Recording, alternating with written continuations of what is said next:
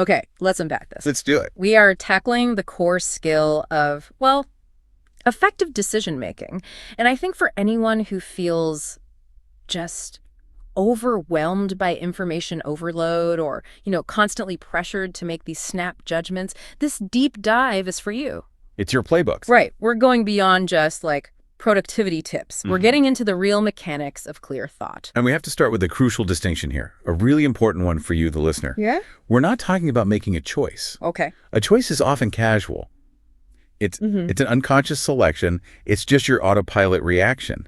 We make thousands of them every single day without really thinking. Right. We let inertia or, our emotional defaults just kind of carry us through, and we end up giving up that deciding moment. Exactly. The sources are so clear on this.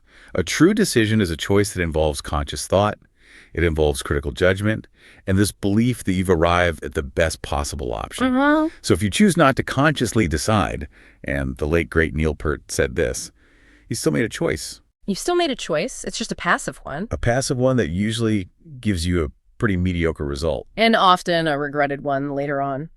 So our mission today is to replace that autopilot reaction with a rigorous 4-stage process. We're going to guide you through defining the problem correctly, then exploring a robust set of solutions, then rigorously evaluating your options, and finally, making the judgment and executing the plan. And that structure is just essential because success isn't just about being right one time. It's about having a repeatable process for when the stakes are really high. So let's start with that foundation then, defining the problem. Our source material argues, I think pretty compellingly, that this is where most people, most organizations, this is where they fail. Oh, absolutely. They waste huge amounts of time and money solving the wrong problem. It's the highest leverage moment in the whole process. I mean, the psychological pull to just jump into solution mode is immense. Especially for high-performing people, right? They're rewarded for action. Exactly. But when you define the problem poorly, all that action, all that effort, it's just wasted motion. You're just putting out flames that are going to instantly reignite. So how do we fight that instinct? You mentioned there are 2 core principles we need to adopt right away. Yeah, the first one is what the sources call the definition principle. It means the decision maker, you, have to take responsibility for defining the problem, for sorting fact from opinion. But here's the real test. Okay. If you are relying heavily on jargon to define your problem, you probably don't fully understand it. That is a great litmus test because jargon is so often a shortcut to sound smart when you're just hiding uncertainty. Precisely. And the second principle is the root cause principle. You have to drill down past the symptoms to the fundamental cause. A good way to test this is to ask, what would have to be true for this problem not to exist in the first place? I love that framing. It immediately shifts you from just reacting to structural thinking. It does. Let's see this in action. The anecdote about the downtown dog rescue is fantastic. They were just overwhelmed. They were dealing with the symptom, which was too many animals. Right. So the standard surface level solution is always, how do we increase adoptions? Which is a valid question. It is a valid choice, but it's still solving the symptom of overcrowding. The founder, Lori Weiss, she asked that deeper defining question. She asked, what would have to be true for there to be fewer dogs needing rescue in the first place? So she wasn't looking at the shelter, she was looking upstream at the community. Exactly. And you know what she found? She found that nearly a third of the surrenders weren't because of neglect. They were because of affordability. Wow. Things like rising pet food costs or an owner not being able to pay for a simple $10 rabies shot. So the long-term solution was radically different and cheaper than just running adoption campaigns. It was providing resources. Right. Low-cost vet care, pet food banks, things to keep the pets with their original families. And it worked. She enabled 75% of those families to keep their animals permanently. That's the power of finding the root cause. That's a profound difference. It's a temporary fix versus a systemic solution. And you see people fall into this trap all the time, like in that other story about the IT department. Oh, with the server freezing, yeah. Their software would freeze, and the immediate action was always the same. Someone drives in on the weekend, reboots the server. And racks up a huge overtime bill. They were solving the immediate pain, the server outage, which felt productive. But the problem kept happening. For months. Because of the painful root cause, a software incompatibility that would take weeks of difficult work to fix was just too intimidating to tackle. The easy, immediate action often displaces the painful, necessary fix. So if the default is to rush to a solution, what's the safeguard? It sounds like we have to force ourselves to slow down that first step. You do. The safeguard is what's called the problem-solution firewall.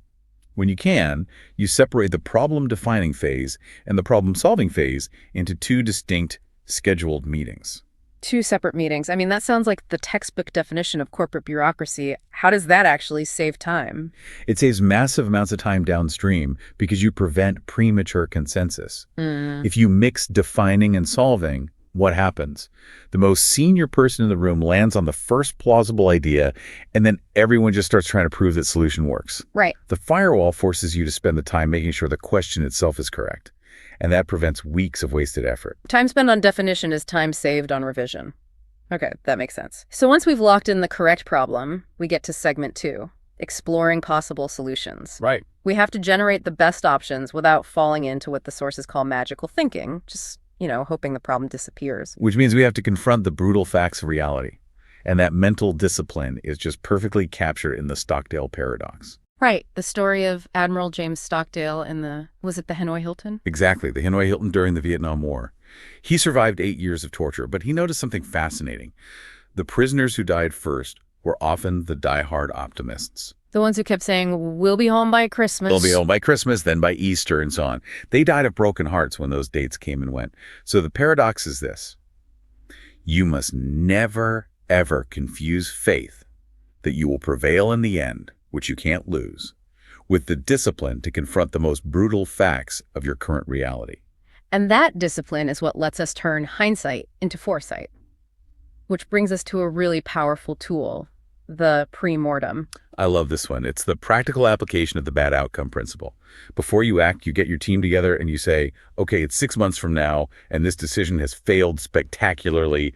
Let's write down everything that went wrong. So you're not just fantasizing about the ideal outcome, you're anticipating the worst-case scenario. Which doesn't make you a pessimist. It makes you prepared.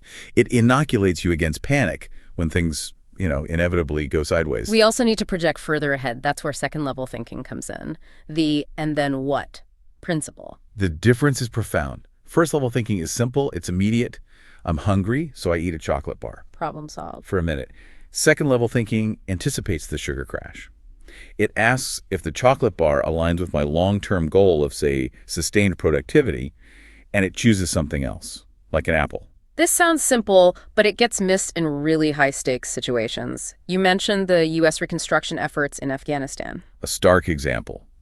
The system demanded fast, visible progress. So officials prioritized these short-term projects that looked great on a report, but had no long-term sustainability. They solved the immediate political hunger for a win. But they failed to ask. And then what? And then what happens when our funding stops? Who maintains this building? Billions were wasted because the thinking stopped at level 1. And when people are under pressure, they so often reduce the problem to just 2 choices. X or Y. This binary thinking. It's the refuge of the overwhelmed.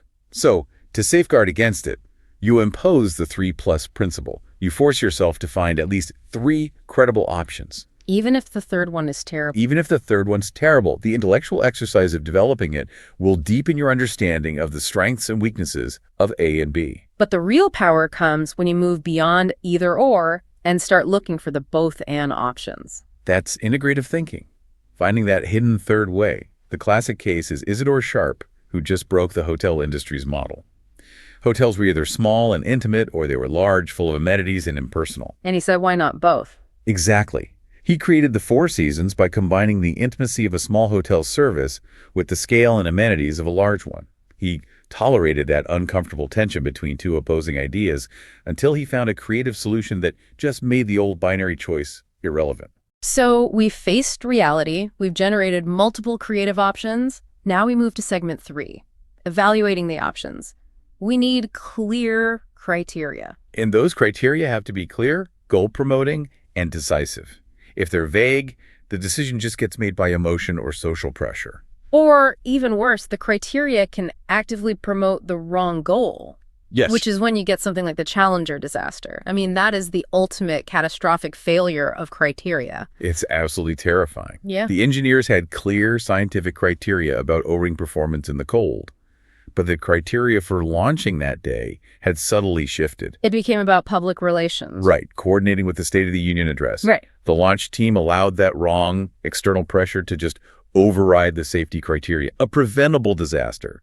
Clarity of purpose is everything. I'm thinking of your mentor story about the manager who was a constant bottleneck. Oh, yeah. He couldn't delegate because he hadn't communicated his single most important criterion. Right. His team was paralyzed. He was trying to sort every decision into some process box.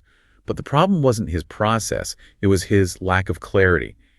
If you have 2 or 3 criteria you call most important, You have no criteria. you have no criteria at all. You have to pick the one thing you value above all others and communicate it clearly. That's what empowers your team to move. Okay, so once we have that clear single criterion, we need information. But given the fire hose of data we all face, the targeting principle seems more critical than ever. It dictates that most information is irrelevant. The best decision makers, they know what to ignore. They apply the targeting principle. They know what they're looking for before they start sorting through data. Otherwise, you're just in analysis paralysis. Just confirming what you already believe. Exactly. And the quality of that information matters. Our sources break it down into 2 types: hi-fi and hi-ex. Let's start with high fidelity, hi-fi. Hi-fi information is data that's close to the source and unfiltered. When information travels up through 5 layers of management, it just loses all context and nuance. It's like that game of telephone. Relying only on bullet point summaries creates these huge, dangerous blind spots. General Marshall during World War II learned this the hard way, right? He was getting these reports from the Pacific that were all summarized and quantified, but the problem on the ground persisted. So he sent someone to the field, bypassing all the abstractions. And what did that person find? It was mosquitoes. It was mosquitoes. The ground crews were suffering from these debilitating chronic mosquito-borne illnesses which compromised their maintenance work. Headquarters was focused on combat supplies and tonnage reports. Well, the actual problem was tiny insects. Right. So Marshall immediately diverted supplies to get mosquito nets and medical treatment. He knew the abstraction was lying to him. He went straight to the source. That's the power of being physically close to the problem. The second type is high expertise or high-ex information. This is info from people with deep, current, earned experience. And the key safeguard here is how you interview them. Don't just ask an expert what they think. Ask them how they think. You want their mental model. Their framework, their principles, not just their final conclusion. So for the listener, how do we spot an imitator? Someone who's just parroting talking points versus a genuine expert? Genuine experts are enthusiastic. They use clear language, and they know the precise limits of their own competence. They're happy to be pressed on a detail. Imitators, on the other hand, they rely on jargon, they get visibly frustrated when you press them, and they rarely admit what they don't know. Okay, that brings us to segment 4, making the judgment and executing. We need to map the decision based on 2 things: consequentiality, how much it matters, and reversibility, how easy it is to undo. And this map gives us 2 key rules for managing speed. First is the ASAP principle. If the cost to undo is low, move fast. Don't spend 3 hours agonizing over which mattress to buy if they both have a 100-night return policy. Exactly. The choice is reversible, but the time you waste agonizing is not. Just choose.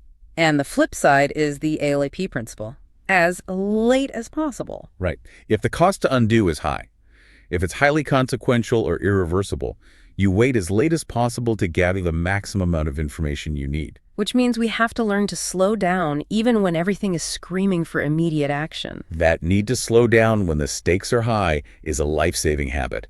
Think about that story of Dr. Don Radelmeyer at Sunnybrook Hospital. A trauma patient comes in with an irregular heartbeat. And the team immediately jumps to the easy diagnosis: hyperthyroidism. Because it's a classic explanation. It's a coherent story. But Radelmeyer urged them to stop, slow down, and check the probability. They were forcing the facts into an easy story that was ultimately false. They were seduced by coherence. By slowing down, they found the true, life-threatening cause: a collapsed lung. You have to check that impulse to go with the first coherent story your brain produces. So to protect ourselves when the consequences are irreversible, we need safeguards. Let's talk about the margin of safety. The margin of safety is your buffer against uncertainty when surprises are expensive. Wise decisions don't assume the best-case scenario. They maintain a margin calculated to absorb maybe even double the worst-case surprise. Like the investors in that LTCM hedge fund, they thought their models were infallible. And they collapsed because they ignored this principle. They went all in, leaving no buffer for when the unpredictable happened. And before we go all in, before we commit that cannonball, we should be shooting bullets before cannonballs. Yes. Use small, low-risk experiments, the bullets, to test your assumptions before you commit a major irreversible resource, the cannonball. The example of Solomon hiring a new CEO is great. Right, instead of just a big, expensive hire based on interviews. He paid 2 final candidates for a small 3-month test project. He wanted to see how they actually performed in a real low-stakes scenario with the team. That bullet saved him from launching the wrong cannonball. We can also tie our own hands by creating a Ulysses Pact. Which is pre-commitment. You're protecting your future self from bad behavior when you're stressed or tired. The simplest version is setting tripwires. A specific, quantifiable circumstance. Exactly. For climbers on Everest, it might be, if we don't reach this point by 2 p.m., we turn back, no matter what. You use your clear thinking now to protect yourself from your emotional defaults later. And that scales up to leadership with commander's intent. Right. The leader gives the team the rationale, the outcome, the limits, everything they need to act without constant supervision. It stops the leader from becoming a bottleneck. Okay, finally, we need a principle for when to stop deliberating. We can't analyze forever. No, that's analysis paralysis. You stop when you hit this stop, FLOA, corny no, Billy principle. You act when you stop gathering any new useful information. When you first lose an opportunity, FLOP, because you waited too long. Or when you just know what to do. The moment of clarity arrives. Remember, research shows that gathering more data past a certain point doesn't actually make you more accurate. It just makes you more confident in what you already decided. Okay, so the final essential stage is learning from our decisions. This is where the ego becomes the biggest threat. It's the primary threat. We're all susceptible to self-serving bias. We attribute successes to our own skill and failures to, external factors we couldn't control. That bias is what stops us from growing. And we combat that with the process principle. It sounds so obvious, but it's incredibly hard to do. It is. You have to focus on the process you used, not the outcome. The quality of a decision is separate from the quality of the result. That separation is critical. Look at Coach Pete Carroll's famously debated Super Bowl play call. He threw the ball at the 1-yard line, it got intercepted, they lost. Disastrous outcome. The worst. But based on the statistics, opponent weakness, and probability, he made a sound, process-based decision. He called it the worst result of a call ever, but his confidence in the underlying process was unwavering. If you only evaluate decisions by the outcome, you fall into the resulting trap. And that trap confuses luck with skill. Totally. A bad process can lead to a good outcome. You got lucky at the roulette table, but it's not repeatable. You learn nothing. In fact, you learn the wrong thing. It guarantees stagnation. So how do we safeguard against our own memory and that resulting trap? You have to follow the transparency principle. Make your thought process visible.